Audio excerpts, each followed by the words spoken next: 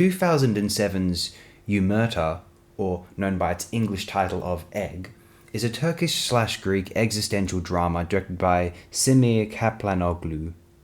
A poet named Yusuf learns of his mother Zara's passing and so returns to visit his hometown of Tyre.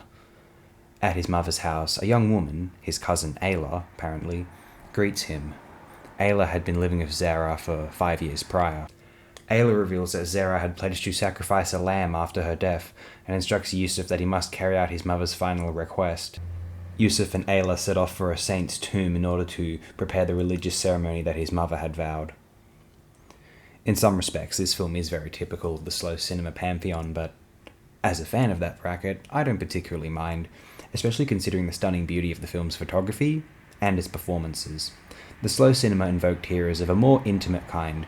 One is reminded less of Angelopoulos, the sheer scope of his landscape and the masses amongst it, and even less of Bela Tarr's tar-like angst, and more of Ming Liang-Tsai's small spaces framing human relationships. The major distinction is, in Egg, we follow mostly the two major characters, Yusuf and Ayla, whereas I've always felt an evocation of community in Ming Liang-Tsai's filmography. Egg feels, in a sense, a film about a lack of community, rather. I don't know, I just thought of that, actually. Egg sometimes feels like a world where every human has disappeared except for its protagonists.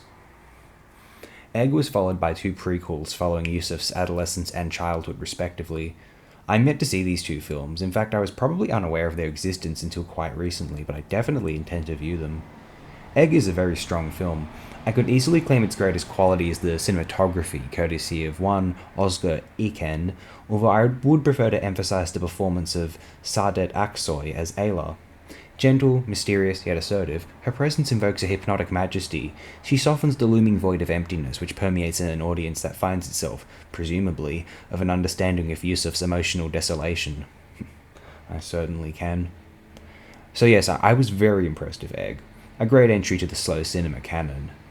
Now then, enjoy the rest of your day or your night.